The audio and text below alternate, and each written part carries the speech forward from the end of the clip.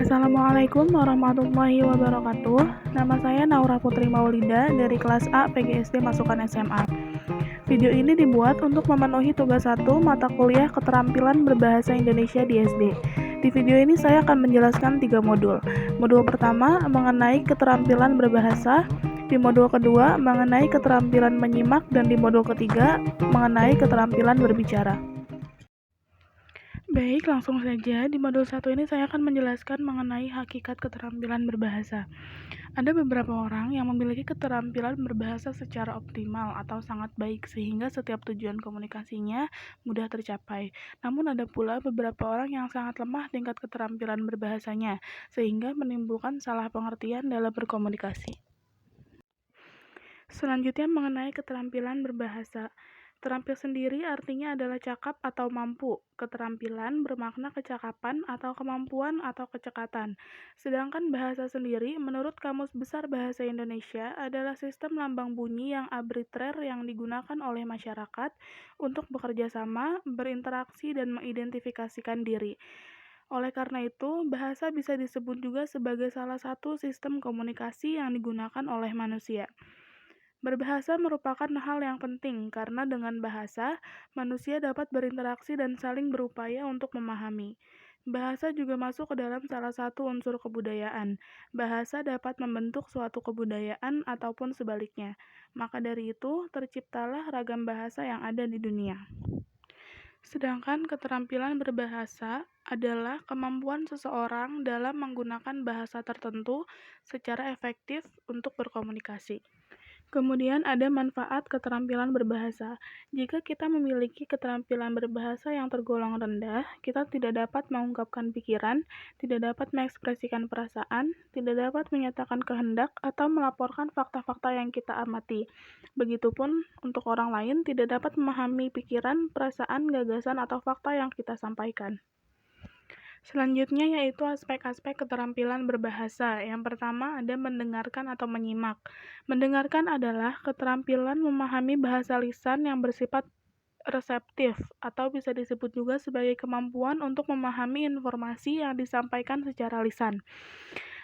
Yang dimaksud dengan keterampilan mendengarkan di sini bukan berarti hanya sekedar mendengarkan bunyi-bunyi bahasa melalui alat pendengarannya, melainkan sekaligus memahami maksudnya. Istilah mendengarkan atau menyimak berbeda dari istilah mendengar. Pada kegiatan mendengar tidak tercakup unsur kesengajaan, konsentrasi, atau bahkan pemahaman. Sementara pada kegiatan mendengarkan terdapat unsur-unsur kesengajaan, dilakukan dengan penuh perhatian dan konsentrasi untuk memperoleh pemahaman yang memadai. Ada dua jenis situasi dalam mendengarkan, yaitu situasi mendengarkan secara interaktif dan situasi mendengarkan secara non-interaktif.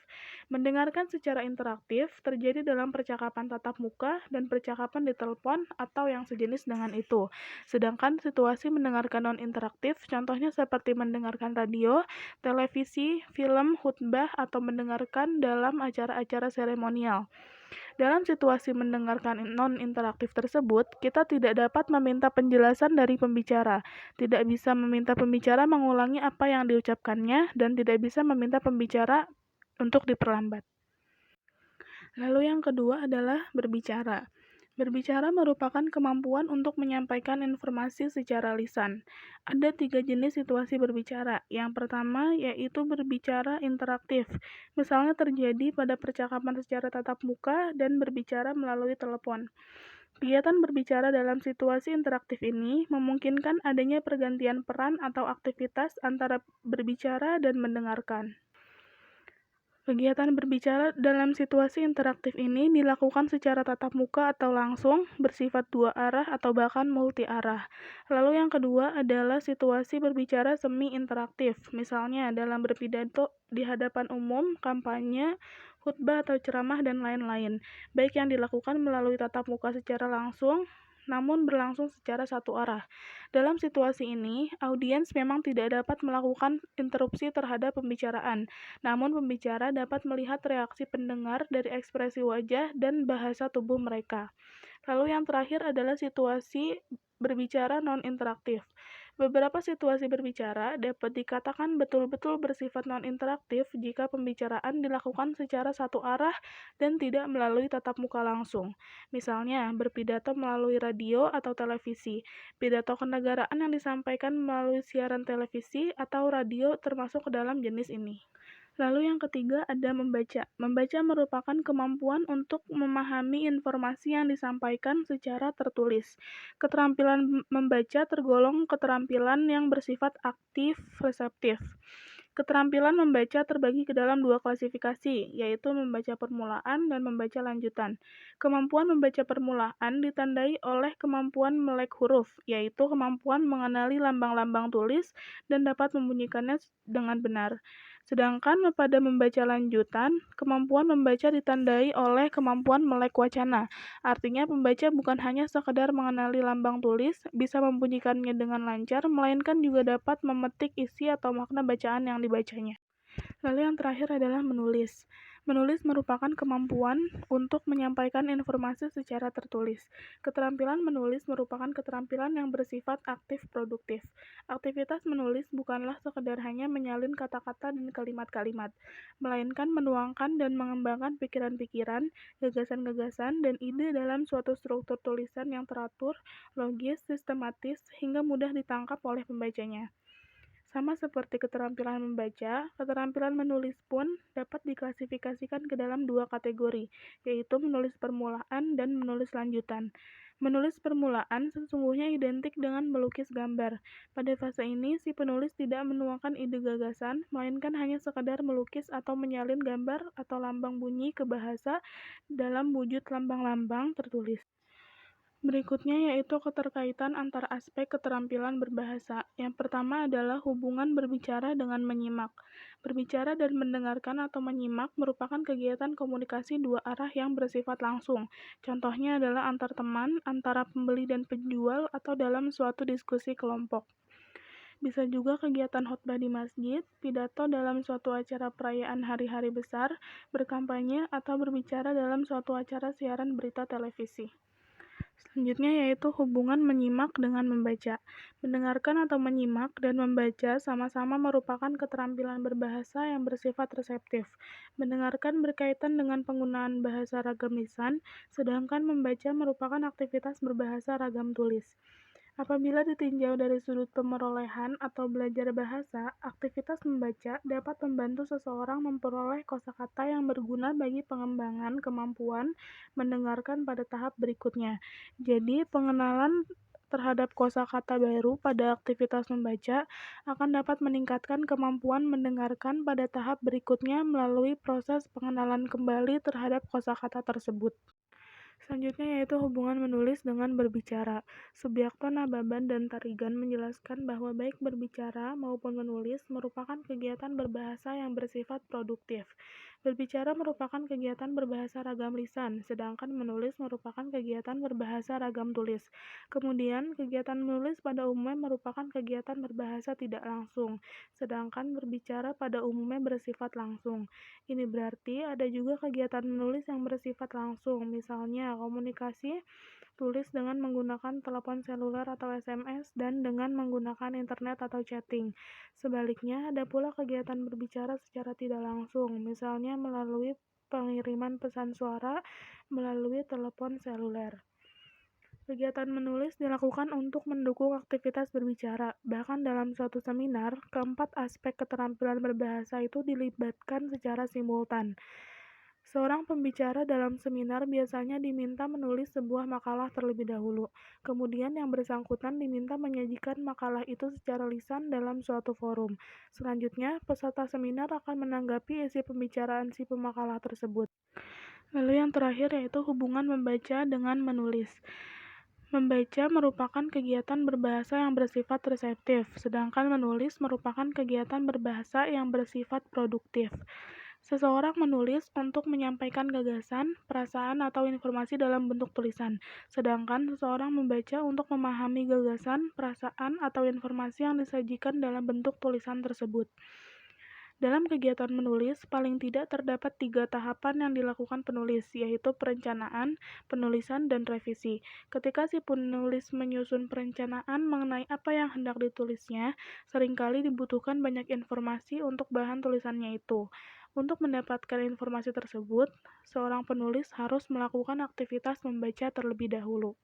Selanjutnya yaitu modul 2 mengenai keterampilan menyimak. Pengertian menyimak. Menyimak adalah suatu proses kegiatan mendengarkan lambang-lambang lisan dengan penuh perhatian, pemahaman, apresiasi, serta interpretasi untuk memperoleh informasi, menangkap isi atau pesan, serta memahami makna komunikasi yang telah disampaikan pembicara melalui ujaran atau bahasa lisan. Selanjutnya yaitu tujuan menyimak. Setiap kegiatan pasti memiliki tujuan. Demikian pula dalam menyimak pun mempunyai tujuan. Tarigan mengemukakan ada 8 tujuan menyimak, yaitu yang pertama untuk belajar. Maksudnya menyimak dengan tujuan utama agar memperoleh pengetahuan dari bahan ujaran pembicara. Yang kedua, untuk menikmati keindahan audio. Yang ketiga, untuk mengevaluasi. Maksudnya menyimak dengan maksud agar dapat menilai sesuatu yang disimak. Yang keempat, untuk mengapresiasi, yaitu menyimak agar dapat menikmati serta menghargai sesuatu yang disimaknya. Yang kelima, untuk mengkomunikasikan ide-ide, gagasan, atau perasaan-perasaan kepada orang lain dengan lancar dan tepat. Yang keenam, dengan maksud untuk membedakan bunyi-bunyi yang tepat. Yang ketujuh, untuk memecahkan masalah secara kreatif dan analisis. Dan yang terakhir, untuk persuasif, yaitu menyimak untuk meyakinkan dirinya terhadap suatu masalah atau pendapat selama ini yang ia ragukan. Selanjutnya yaitu jenis-jenis menyimak. Yang pertama adalah menyimak ekstensif. Menyimak ekstensif atau extensive listening adalah sejenis kegiatan menyimak mengenai hal-hal yang lebih umum dan lebih bebas terhadap suatu ujaran. Tidak perlu di bawah bimbingan langsung dari seorang guru.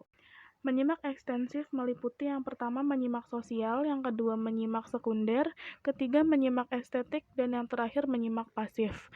Lalu yang kedua ada menyimak intensif. Menyimak intensif adalah kegiatan menyimak yang harus dilakukan dengan sungguh-sungguh dan penuh konsentrasi agar dapat menangkap makna yang dikehendaki. Menyimak intensif diakhiri dengan kegiatan mengungkapkan kembali sesuatu yang dipahami secara lisan maupun tulis.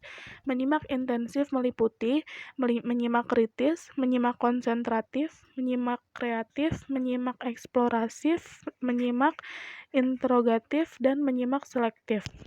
Selanjutnya, modul 3 ini akan membahas mengenai keterampilan berbicara. Yang pertama yaitu pengertian. Tarigan mengemukakan bahwa keterampilan berbicara adalah kemampuan mengucapkan bunyi-bunyi artikulasi atau kata-kata untuk mengekspresikan, mengatakan, serta menyampaikan pikiran, gagasan, dan perasaan. Dapat disimpulkan bahwa berbicara itu lebih daripada sekedar mengucapkan bunyi-bunyi atau kata-kata saja, melainkan suatu alat untuk mengkomunikasikan gagasan-gagasan yang disusun serta dikembangkan sesuai dengan kebutuhan-kebutuhan pendengar atau penyimak. Tujuan umum dari berbicara, menurut Jago Tarigan, ada 5. Yang pertama, untuk menghibur. Yang kedua, untuk menginformasikan. Lalu yang terakhir, yaitu berbicara untuk menggerakkan. Jenis-jenis keterampilan berbicara permulaan. Yang pertama adalah berdialog. Berdialog dapat diartikan sebagai pertukaran pikiran atau pendapat mengenai suatu topik tertentu antara dua orang atau lebih. Dialog dapat diwujudkan dalam berbagai bentuk seperti bertelepon, bercakap-cakap, tanya jawab, wawancara, diskusi, musyawarah, debat, dan simposium. Lalu jenis yang kedua yaitu menyampaikan pengumuman. Menyampaikan pengumuman berarti menyampaikan sesuatu hal yang perlu diketahui oleh halayak ramai. Kegiatan ini dapat diwujudkan dalam bentuk pidato. Lalu jenis yang ketiga yaitu bercerita. Cerita adalah cara yang dilakukan untuk menyampaikan suatu cerita kepada para penyimak baik dalam bentuk kata-kata, gambar, foto, maupun suara. Melalui bercerita dapat dijalin hubungan yang akrab. Pengertian dan tujuan dari keterampilan berbicara lanjutan sama dengan keterampilan berbicara permulaan, yang membedakan hanya pada jenis-jenisnya. Fungsi dari keterampilan berbicara lanjutan pun tidak terlalu berbeda dengan fungsi keterampilan berbicara permulaan. Berbicara lanjutan memiliki fungsi untuk yang pertama mendeskripsikan secara lisan tempat sesuai denah dan petunjuk penggunaan suatu alat. Dua, mengungkapkan pikiran, perasaan, dan informasi dengan berbalas pantun dan bertelepon. Yang ketiga, mengungkapkan pikiran, pendapat, perasaan, fakta secara lisan dengan menanggapi suatu persoalan, menceritakan hasil pengamatan atau berwawancara. Yang keempat, mengungkapkan pikiran dan perasaan secara lisan dalam diskusi dan bermain drama. Yang kelima, memberikan informasi dan tanggapan secara lisan. Dan yang keenam, mengungkapkan pikiran, perasaan, dan informasi dengan berpidato, melaporkan isi buku, dan baca puisi. Jenis-jenis berbicara lanjutan berdasarkan KTSP yang pertama yaitu bermusyawarah. Musyawarah mengandung arti perundingan, yaitu membicarakan sesuatu supaya mencapai kata sepakat. Mencapai kata sepakat tentu tidak mudah karena setiap orang mempunyai kepentingan pribadi. Dalam suatu musyawarah, yang penting adalah kepentingan orang banyak. Setiap orang mengesampingkan kepentingan pribadi demi kepentingan umum. Lalu jenis yang kedua yaitu diskusi. Nio mengatakan diskusi ialah proses penglibatan dua orang atau lebih individu yang berinteraksi secara verbal dan tatap muka mengenai tujuan yang sudah tentu melalui tukar-menukar informasi untuk memecahkan masalah. Dalam sebuah diskusi harus ada sebuah masalah yang dibicarakan, moderator yang memimpin diskusi, dan ada diskusi yang dapat mengemukakan pendapat secara teratur. Jenis yang ketiga yaitu menyampaikan argumentasi. Menyampaikan argumentasi disebut juga dengan debat. Setiap pihak yang berdebat akan mengajukan argumentasi dengan memberikan alasan tertentu agar pihak lawan atau peserta menjadi yakin dan berpihak serta setuju terhadap pendapat-pendapatnya.